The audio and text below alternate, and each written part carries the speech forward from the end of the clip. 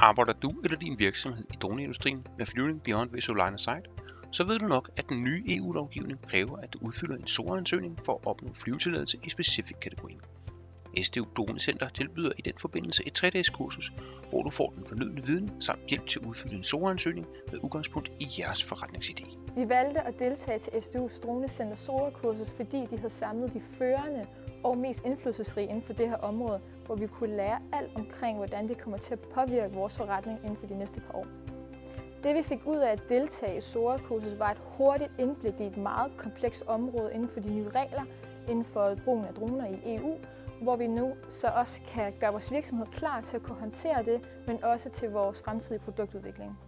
Står du eller din virksomhed over for en konkret udfordring, eller vil du bare gerne have mere viden om SORA, så se mere på www.sdu.dk/SORA-workshop eller kontakt os på 65 50 96 35.